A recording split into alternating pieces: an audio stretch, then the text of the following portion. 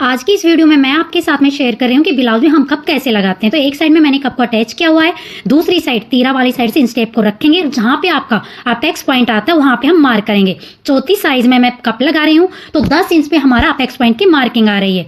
अब हम एक कप को लेंगे, इस तरीके से इसको पलट लेंगे और इसको 4 फोल्ड करेंगे। इसका जो सेंटर आ रहा है यहाँ पे हम मार्क करेंगे। मार्क करने के बाद में हम कप को फिर से सीधा करेंगे और जहाँ पे हमने अस्तर वाले पार्ट पे मार्क किया था और जो हमने कप्स में मार्क किया, दोनों मार्क को मिलाएंगे।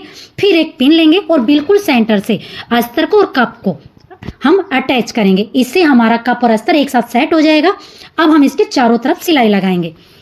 चारों तरफ सिलाई लगाने के बाद में हम सेंटर से पिन को निकाल लेंगे और एक सिलाई बिल्कुल सेंटर से लगाएंगे। इससे हमारा अस्तर सेंटर से उखड़ा हुआ नहीं रहेगा। तो यहाँ पे हमने दोनों पार्ट में कप अटैच कर लिया है। अब अपने मेन पार्ट को इसके ऊपर रखेंगे और चारों तरफ से स्टिच करेंगे। अगर मेरा बताने का तरीका आपको अच्छा लगा हो तो वीडियो को लाइक, शेयर और सब्सक्राइब करें। धन्यवाद।